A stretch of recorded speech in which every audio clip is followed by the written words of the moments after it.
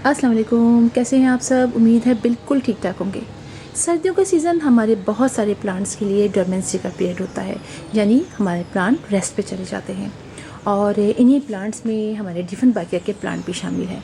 सर्दियों में हमारे डिफरेंट प्रकार के प्लांट की ग्रोथ रुक सी जाती है, बहुत हल्के हल्के वो ग्रोथ करते हैं और उनके लीव्स येलो होने लग जाते हैं और अक्सर हमारे प्लांट्स ख़राब हो जाते हैं, यानी उनमें फंगस लग जाता है। जैसे कि आप ये देखिए कि ये देखिए कितनी ही केयर कर लें, हमारे प्लांट्स में इस तरह फंगस भी लग जाता है। बहुत सारी ब्रांचेस टूट के फंगस की वजह से झड़ जाती हैं और फिर जैसे जैसे हमारी गर्मियाँ स्टार्ट होती हैं, हमारे प्लांट्स में वापस से नई नई ग्रोथ निकलनी शुरू हो जाती हैं। जो बेबीज़ हैं वो नए नए देखे निकलने शुरू हो जाते हैं। जैसे कि आजकल गर्मियों का सीज़न स्टार्ट हो चुका है और जो कटिंग्स लगाई थी वो भी लगने लग जाती हैं। लिहाजा ऐसे मौसम में जब हमारी प्लांट्स अच्छी तरह ग्रो करने लग जाते हैं तो हम कटिंग्स भी लगा सकते हैं, इसलिए कि अब इनका ग्रोइंग पीरियड स्टार्ट हो चुका है। लिहाजा अगर आपके पास कोई प्लांट, जैसे कि मेरे ये प्लांट है, बहुत लंबे लंबे हो गए हैं, जो देखने में इतने अच्छे नहीं लगते हैं, तो फिर उनको आप कटिंग करके भी लगा सकते हैं। मुख्तलिफ उनके इस तरह के पीसेस कीजिए अपने प्लांट की, लेकिन ये बात याद रखिए कि जो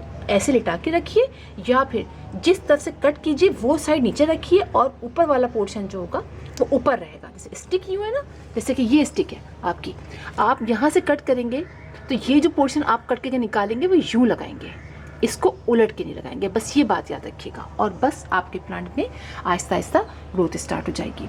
मैंने बहुत सारे, मेरे भी इस तरह सर्दियों में प्लांट्स के इस तरह से स्टेम टूट टूट के झड़ गए, जो मैंने उसी वक्त वेल ड्रेन्ड सॉइल में लगा दिए, जो मैं आपको दिखाती हूँ। आप ये देखिए, ये मैंने इसमें लगाया है और अब सॉइल देखिए कितनी ड्राई हो जाती है, तब मैं उसके अंदर पानी डालती हूँ और अब देखिए ये लीव भी निकलने लग गया है। तो अब इतनी ड्राई हो जाए तो आप थोड़ा पानी डालिए, इतना पानी नहीं डालिए कि नीचे से ड्रेन आउट हो रहा है या फिर बहुत हो जाए, इसलिए कि हमने प्लास्टिक की बॉटल में लगाया हुआ है, या आप अगर प्लांटर में लगाते हैं किसी, उसमें भी आपने इस बात का ख्याल रखना है। आप ये देखिए, मेरी एक ये ब्रांच टूट गई थी तो मैंने इसमें लगा दी, तो ये भी अब लग चुकी है। और देखिए साथ में ये वाला एक ब्रांच, ये नया सा यानी मैंने लगाई थी तो यहाँ एक नया सा बेबी भी निकल आया है।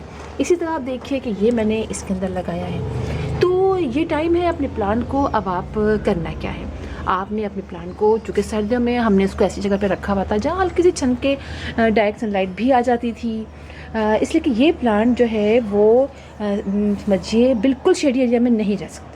आप समझिए कि आप कॉरिडोर में ऐसी जगह रख दें जहाँ बिल्कुल अंधेरा होता हो, आपने इसको वहाँ नहीं रखना है, बल्कि ऐसे जैसे कि मेरा है, ऊपर नेट लगा हुआ है और लेकिन यहाँ पर डायरेक्ट सनलाइट नहीं आती है, हल्की सनलाइट आती है, रोशनी जो नॉर्मल होती है ना वो आती है। तो ऐसे में आप ग्रोथ देखिए मेरे प्लांट्स की बहुत अच्छी हो रही है।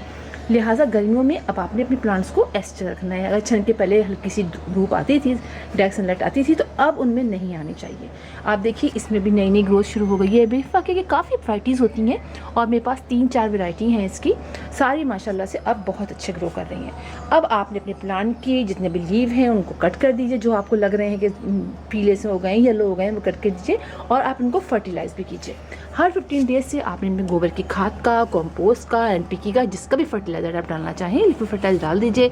इनके लीफ भी स्प्रे की दीजिए और गर्मियों में आप इनको हर रोज़ वाटर का, आप समझिए पानी का, आप इस पर शावर कर सकते हैं। लेकिन बस ये याद रखिएगा कि बहुत ज़्यादा पानी आपने अपने प्लांट को अभी भी नहीं देना है, अभी भी कोई इतना गर्म मौसम नहीं आया है। हल्की सी मिट्टी ऊपर से ड्राई हो जाए तो आप पानी डाल दीजिए, इसलिए कि पानी, प्लांट्स हमारे जो हैं वो पानी कम डालने से ख़राब नहीं होते हैं, ओवर वाटरिंग से ख़राब होते हैं। ठीक है, बस आपने ये करना है। और जितने भी लीव्स वगैरह एक्स्ट्रा हैं वो निकाल दीजिए, जो आपने से ये सूख रहा है इसको यहाँ से आप निकाल दीजिए, ये ब्रांच सूख रही है इसको यहाँ से आप क्लीन है, मतलब सफाई बहुत करते रहिए अपने प्लांट को। जितना अपने प्लांट को आप इससे साफ़ सुथरा रखेंगे आपका प्लांट उतना अच्छा ग्रो करेगा।